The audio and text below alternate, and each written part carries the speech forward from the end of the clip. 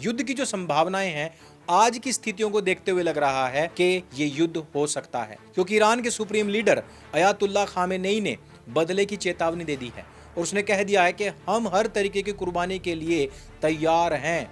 जबकि इजराइल के प्रधानमंत्री बेंजामिन नेतन्याहू ने ऑपरेशन राइजिंग लायन के तहत ईरान के परमाणु खतरे को खत्म करने का दावा कर दिया है। इजराइल को अमेरिका और पश्चिमी देशों का समर्थन तो मिल चुका है, जबकि ईरान रूस और चीन जैसे देशों के साथ में गठजोड़ बनाने का प्रयास कर रहा है। आपने देखा होगा 2 दिन से शेयर मार्केट काफी डाउन जा रहा है और कई सारे एक्सपर्ट बताते हैं कि क्योंकि इन दोनों देशों के बीच में ये तनाव चल रहा है, इसके कारण से भविष्य के अंदर तेल की जो कीमतों में उछाल आने वाला है उससे वैश्विक अर्थव्यवस्था के ऊपर काफी दबाव पड़ सकता है, काफी नकारात्मक असर जा सकते हैं। ईरान अपनी जनता को इजराइल को शैतान के रूप में चित्रित करता आया है, जबकि इजराइल पूरे विश्व के सामने ईरान को एक आतंकवाद का प्रायोजक देश कहता आया है। इजराइल की एक यूनिट है, उसका नाम है 8200, जो दुनिया की सबसे खतरनाक साइबर युद्ध इकाई मानी जाती है। इजराइल ने 2010 में ईरान के परमाणु कार्यक्रम को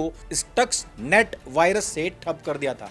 जवाब में ईरान ने अपनी साइबर सेना बनाई थी, जो अब इजराइल के बैंकों, बिजली ग्रिड और यहां तक कि पानी की सप्लाई को निशाना बनाती है।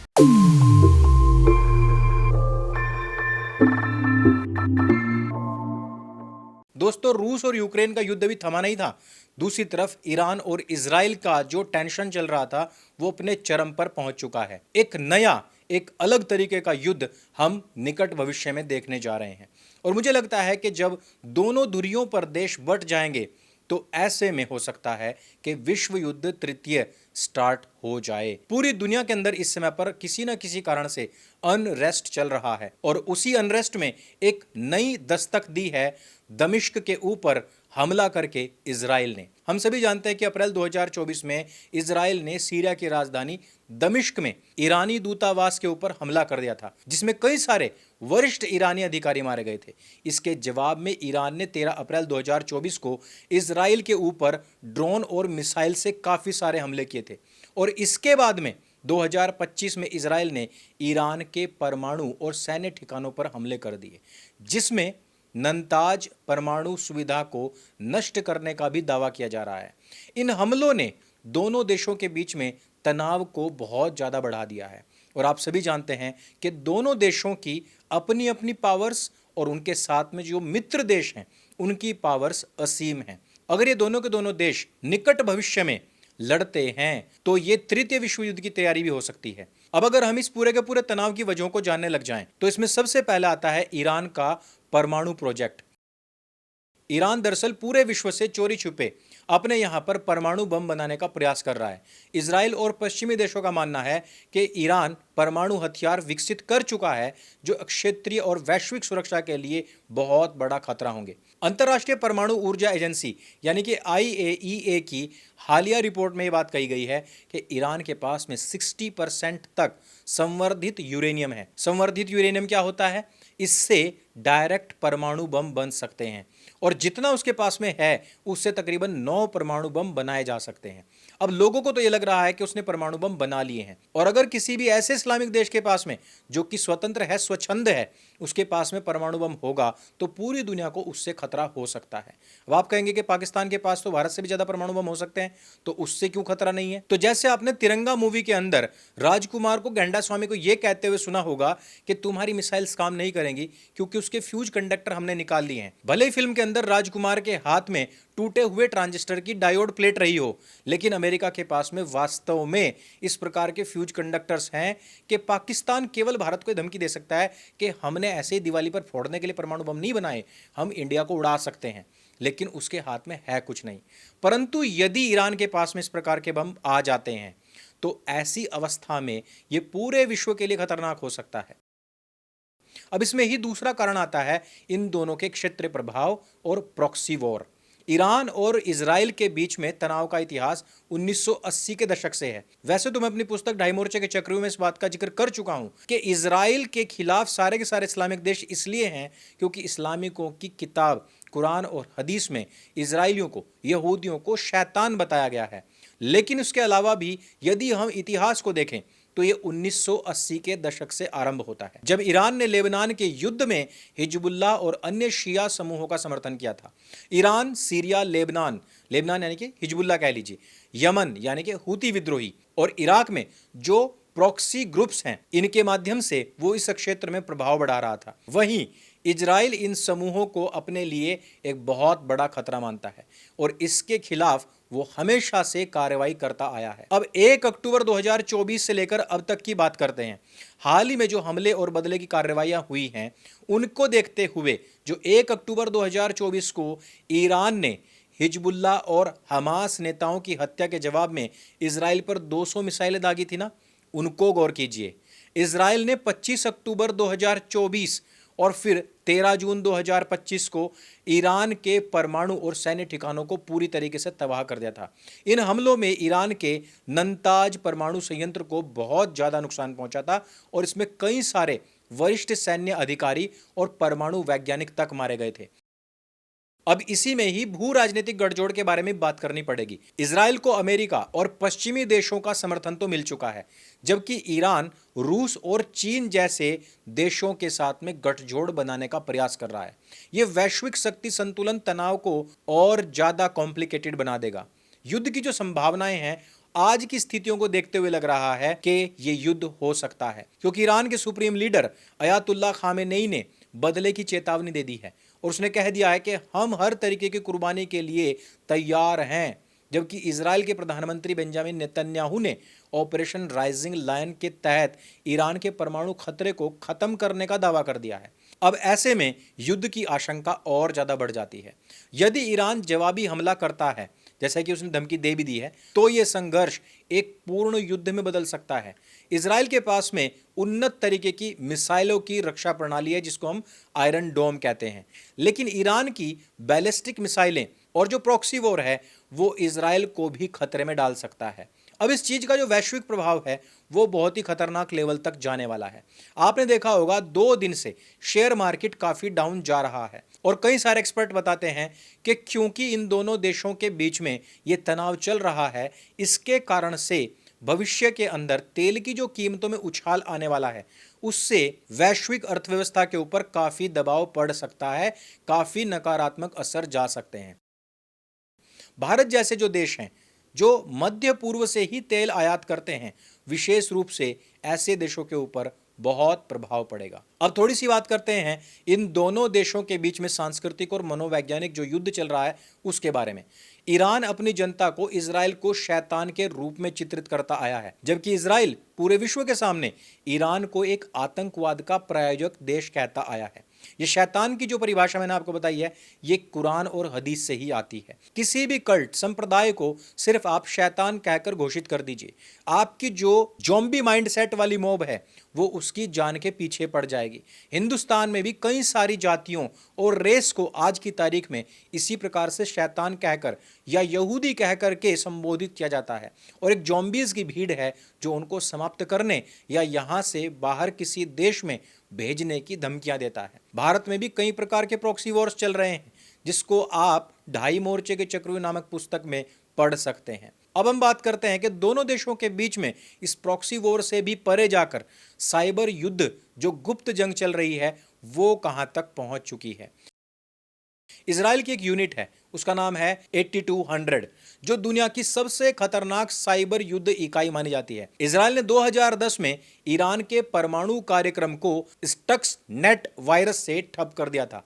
जवाब में ईरान ने अपनी साइबर सेना बनाई थी, जो अब इजराइल के बैंकों, बिजली ग्रिड और यहां तक कि पानी की सप्लाई को निशाना बनाती है। जबकि दूसरी तरफ इजराइल का जो साइबर अटैक है, वो बहुत ही खतरनाक है। आपने पेगासस के बारे में तो सुना ही होगा। 2024 में ईरान ने इजराइल के रक्षा मंत्रालय की वेबसाइट को हैक कर लिया था, जिसमें से उसने 500 जीबी डेटा चुराने का दावा किया था। लेकिन मुझे नहीं लगता कि डाटा इस प्रकार से चुराया गया होगा। अगर चुराया गया होता तो ईरान ने जो जवाबी कार्रवाई की थी, उसका मुंह तोड़ जवाब इजराइल ना दे रहा होता। आयरन डोम के वो वीडियोस आज भी वायरल होते हैं। अब हम बात करते हैं कि दोनों देश एक दूसरे के खिलाफ जो आर्थिक युद्ध छेड़े हुए हैं, वो क्या क्या हैं। इजराइल और अमेरिका ने ईरान के ऊपर कई सारे कड़े आर्थिक प्रबंध लगाए थे, जिससे कि ईरान की अर्थव्यवस्था को काफ़ी नुकसान पहुंचा था। लेकिन ईरान ने इसका भी तोड़ निकाल लिया था। उसने ग्रे मार्केट के जरिए तेल बेचकर और क्रिप्टो करेंसी का इस्तेमाल करके काफ़ी धन कमाया था। आज की तारीख में आप काफ़ी तरीके की क्रिप्टो करेंसीज बाजार में देख रहे होंगे। आए दिन नई से नई क्रिप्टो करेंसी लॉन्च होती है। क्या आप जानते हैं कि सारी क्रिप्टो करेंसीज इस्लामिक देशों को आतंकवाद को बढ़ावा देने, पोषित करने के लिए इस्तेमाल की जाती हैं? आज की तारीख में सभी लोग चुटकियों में पैसा कमाना चाहते हैं। क्रिप्टो करेंसीज का नाम या उसकी हिस्ट्री नहीं जानना चाहते, उसके पीछे कौन लोग खड़े हुए हैं नहीं सुनना चाहते। बस वो अपनी गाड़ी कमाई तुरंत उठाते हैं, क्रिप्टो करेंसी में डाल देते हैं, क्योंकि लालच ही उसमें बहुत जबरदस्त दिए जाते हैं। लेकिन आपको ये जानकर हैरानी होगी कि इस प्रकार की सभी क्रिप्टो करेंसीज के पीछे इसी प्रकार के आतंकवादी इस्लामिक देश खड़े हुए हैं। यह आपका सारा पैसा उनके पास जाता है और वहां से गोली बनकर आप ही लोगों की छाती में उतरता है। इसी आर्थिक युद्ध में ईरान ने इजराइल के व्यापारिक जहाजों पर समुद्री हमले किए थे, जिसमें कि वैश्विक सप्लाई चेन भी प्रभावित हुई थी। अब हम बात करते हैं तकनीक और खुफिया ताकतों के बारे में, और इसमें भी पहले इजराइल की बात करते हैं। मोसाद दुनिया की सबसे खतरनाक खुफिया एजेंसी है, जो ईरान के वैज्ञानिकों, सैन्य ठिकानों के ऊपर गुप्त हमले करती आई है। साइबर युद्ध में इजराइल बहुत अग्रणी है। इजराइल की तकनीकी कंपनियां एआई और ड्रोन के इस्तेमाल से आज युद्ध के क्षेत्र में दुनिया की एक नंबर की लीडर बन चुकी है। जबकि दूसरी तरफ ईरान, इसने IRGC बनाया, यानी कि इस्लामिक रिवोल्यूशनरी गार्ड कॉर्प्स। इसमें भी इस्लाम का नाम लिए बिना ये देश रह नहीं पाया। इसकी एक खुफिया इकाई है जो प्रॉक्सी समूहों को नियंत्रित करती है। इसकी टेक्नोलॉजी ठीक वैसी ही है जैसी पाकिस्तान में आजकल आप बाइक्स देखते हैं। जैसी बुलेट के सामने वो बाइक है, ये IRGC भी मोसाद के सामने ठीक वैसी ही है। ड्रोन और मिसाइल तकनीकी में ये आत्मनिर्भर बनने का प्रयास कर रहे हैं। इनके पास में जितने भी साइंटिस्ट हैं वो पाकिस्तान से ही आते हैं। ईरान की टेक्नोलॉजी और उसके ड्रोन्स ठीक वैसे ही हैं जैसे चाइना ने पाकिस्तान को भेजे थे पिछले ऑपरेशन सिंदूर के दौरान में। अब बात करते हैं कि अगर युद्ध होता है और दोनों फोन करते हैं कि भाई यहां पर रोड़ा हो गया है और तुम दौड़े दौड़े चले आओ, तो कौन कौन किसकी तरफ से आएगा, उसके बारे में भी थोड़ी सी चर्चा कर लेनी चाहिए। तो जो इजराइल के मित्र देश हैं उनमें पश्चिमी देश एक बहुत मजबूत समर्थन प्रदान करते हैं, और इसमें भी अमेरिका जो सबसे बड़ा समर्थक है। वहां कोई भी राष्ट्रपति क्यों ना आए, वो कहते हैं भैया खुला समर्थन है हमारी तरफ से। अब ये लोग इनको सैन्य सहायता प्रदान करते हैं, पैसा वैसा देते हैं, हथियार वथियार तो खूब ही देते हैं, और विशेष बम है जैसे कि GBU-57, ये बड़ा ही खतरनाक बम है। ये अमेरिका ने वादा कर रखा है कि भैया हम ही देंगे आपको, जो ईरान की भूमिगत परमाणु जैसे कि उसके जो ठिकाने वगैरह हैं उनको भी एक साथ में नष्ट कर सकता है। अमेरिका ने ऑलरेडी मध्य पूर्व में अपने बहुत बड़े सैन्य दस्ते को तैनात कर रखा है और इजराइल को रक्षा समर्थन दे रहा है। इसके बाद में आते हैं यूनाइटेड किंगडम और फ्रांस। फ्रांस के प्रधानमंत्री ने अभी अभी ट्वीट करके ये बात बताई भी है कि अगर इजराइल पर कोई भी खतरा आता है तो भाई के साथ में हम खड़े हैं। आलिए रे आलिए। ये देश इजराइल के साथ में कूटनीतिक और सैन्य सहयोग रखते हैं। दोनों देश ऑलरेडी ईरान के खिलाफ कई सारे कड़े रुख अपना चुके हैं। जर्मनी इजराइल को सैन्य और तकनीकी सहायता प्रदान करता है। ये वही जर्मनी है जहां पर कभी 60 लाख यहूदियों को मारा गया था, लेकिन आज की तारीख में ये लोग भी इजराइलियों के साथ में खड़े हुए हैं। ये होती है कूटनीति कि आपके दुश्मन को भी आपका मित्र बना ले, ये नहीं कि आपके मित्र भी आपके दुश्मन बन जाएं। अब एक और बड़ी बात इसमें आती है कि सऊदी अरब और अन्य खाड़ी देश जो हैं वो भी इस समय पर इजराइल के साथ में खड़े हुए हैं। इसमें उन्होंने एक समझौता बनाया था, इब्राहिम समझौता। इसमें बहुत सारे इस्लामिक देश खड़े हैं इजराइल के साथ में। अगर हम ईरान के दोस्तों की बात करें तो उसमें नंबर 1 पर आता है रूस। लेकिन रूस तो इस समय पर खुद ईरान से ड्रोन मंगवा रहा है और रूस खुद एक युद्ध में लगा हुआ है। वो इस समय पर निंदा प्रस्ताव डाल रहा है। आप सभी जानते हैं कि इस समय जब ट्रंप राष्ट्रपति है अमेरिका के, तो पुतिन कभी भी अमेरिका के खिलाफ नहीं जाएगा। वो वहीं से निंदा करते हैं, कड़ी निंदा करते हैं, कर सकता है, लेकिन वो कहेगा कि मैं खुद युद्ध में लगा हुआ हूं। दूसरे नंबर पर आता है चीन। चीन ईरान का मुख्य आर्थिक और कूटनीतिक सहयोगी तो है, लेकिन आपने ऑलरेडी देखा हुआ है कि चीन इस समय पर अपनी जेबें भरने में लगा हुआ है। उसने पूरा अपने आप को आर्थिक हब बना लिया है। तीसरी चीज कि उसके ड्रोन्स का इस्तेमाल हम पाकिस्तान के द्वारा हिंदुस्तान पर देख चुके हैं। वो सारे के सारे चाइनीज डिल्डो टॉयज हैं, उनसे कोई किसी को मार नहीं सकता। तो ऐसे में चीन भी इस पूरी लिस्ट से हट जाता है। कोई मेरी बात को बुरा मान सकता है तो माने, लेकिन तीसरे नंबर पर उसका दोस्त आता है सीरिया। अब सीरिया की तो वैसे ही लंका लगी पड़ी है। अगर आपको मैं यहां पर सीरिया के नक्शे दिखाऊं, वहां की बिल्डिंग्स दिखाऊं, तो आपको देख करके लगेगा कि ये कोई देश नहीं बल्कि ये कोई हॉन्टेड सिटी है। वहां पर कोई व्यक्ति जिंदा नहीं, वहां पर कोई इमारत खड़ी नहीं है। वो लोग जो खुद अपना पेट नहीं भर पा रहे, वो भला इस समय पर ईरान की क्या सहायता करेंगे। और उसका चौथा मित्र आता है पाकिस्तान। पाकिस्तान की स्थिति हम सभी जानते हैं। पाकिस्तान अल्लाह से दुआ करने के अलावा ईरान के लिए कुछ भी नहीं कर सकता। अगर हम प्रॉक्सी ग्रुप्स की बात करें तो हिजबुल्लाह जो लेबनान का ग्रुप है, वो ईरान का सबसे बड़ा प्रॉक्सी मित्र हो सकता है, जो इसराइल के खिलाफ युद्ध में कोई महत्वपूर्ण भूमिका अदा कर सकता है। दूसरे नंबर पर आते हैं हूती विद्रोही, जो यमन से आते हैं। वैसे ये हूती विद्रोही होता है। हूती तो वो इसलिए हैं क्योंकि वो इसराइल के खिलाफ युद्ध में जा रहे हैं। ये समूह इसराइल और उसके सहयोगियों के खिलाफ समुद्री और मिसाइल हमले कर सकता है। लेकिन हम सभी जानते हैं कि ये हूती काफी बार इसराइल के द्वारा पीटे जा चुके हैं। इराक में शिया मिलिशिया, ये भी सेना से अलग जाकर के इसराइल के खिलाफ लड़ सकता है। उत्तर कोरिया, वहां से ईरान को मिसाइलें वगैरह मिल सकती हैं, लेकिन वह भी आर्थिक तौर पर एक जूझता हुआ देश है। अब अगर हम ईरान के अंदर की बात करें तो ईरान इस समय पर स्वयं वहां के नागरिकों का विरोध झेल रहा है। वहां आए दिन मौलानाओं की पिटाई होती है।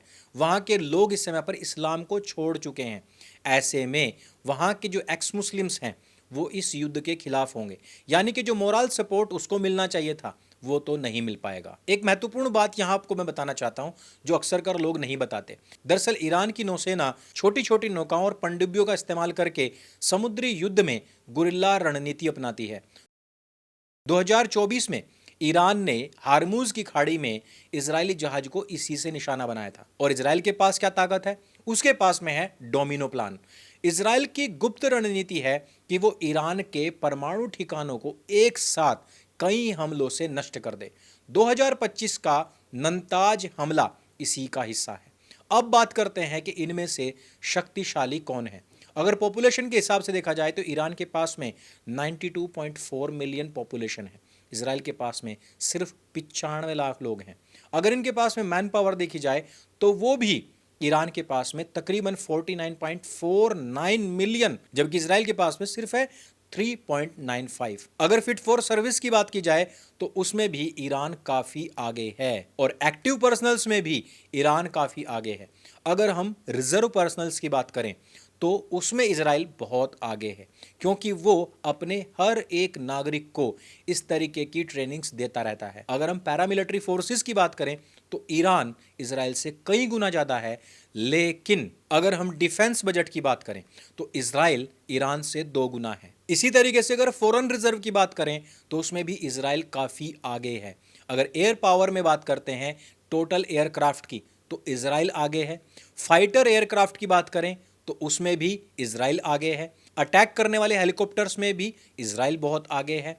अगर लैंड पावर में टैंक स्ट्रेंथ देखी जाए तो दोनों के बीच में तकरीबन 400 टैंक्स का डिफरेंस है। और अगर व्हीकल्स की बात करें तो भी इजराइल काफी पीछे है। नेवल पावर में भी ईरान आगे है। सबमरीन में भी ईरान ही आगे है। लॉजिस्टिक्स को देखा जाए तो उसमें भी एयरपोर्ट्स के मामले में तो ईरान आगे है। लेकिन आप सभी को याद करना चाहिए इजराइल का सिर्फ 6 दिन का युद्ध। मैं यहां पर उसका एक स्क्रीनशॉट लगा दूंगा, इसको आप जाकर के अवश्य पढ़ना। आपको पता लग जाएगा कि 6 दिन के अंदर अंदर उसने 3-4 देशों को एक ही मोर्चे पर लेते हुए एक साथ हरा दिया था। और अंत में बात करते हैं न्यूक्लियर वॉर हेड्स की, तो इजराइल के पास में 90, ईरान के पास में है 0। हालांकि ईरान ने अभी तक गुप्त छिप तरीके से क्या क्या बना लिया है वो हम नहीं कह सकते, लेकिन यदि कहीं पर इजराइल कहीं कम भी पड़ता है तो उसके साथ में एक तो पूरा का पूरा यूरोप खड़ा हुआ है, फ्रांस और अमेरिका खड़ा हुआ है। उसके साथ ही साथ यदि उसको सेना चाहिए होगी तो अमेरिका और भारतवर्ष जैसे बड़े देश हैं जो उसको सपोर्ट कर सकते हैं। आप किसकी तरफ हैं ये हमें कमेंट करके अवश्य बताइएगा, और ये युद्ध होना चाहिए अथवा नहीं होना चाहिए ये भी हमें जरूर बताइएगा। इसके द्वारा युद्ध कहीं पर भी हो पूरे विश्व के ऊपर उसका दुष्प्रभाव तो पड़ता ही है। भारत ने कुछ ही हमले पाकिस्तान के ऊपर किए थे, लेकिन उसी दिन पूरा शेयर मार्केट डाउन हो गया था। अभी थोड़ा सा चढ़ाव आया था, हमसे हजारों किलोमीटर दूर कहीं सुगबुगाहट हुई है, फिर से आर्थिक संकट पैदा हो रहा है। ऐसे में भी आप किस तरफ हैं, युद्ध हो अथवा नहीं? और ईरान या इजराइल, हमें नीचे कमेंट करके अवश्य बताइएगा। और ये वीडियो आपको कैसा लगा ये भी हमें अवश्य बताइएगा। इस तरीके के यदि और वीडियोस आप चाहते हैं तो हमें सपोर्ट करें, सब्सक्राइब करें और वीडियोस को अपने मित्रों के साथ में शेयर अवश्य करें। मेरे संग बोली सत्य सनातन वैदिक धर्म की जय। जय हिंद, वंदे मातरम।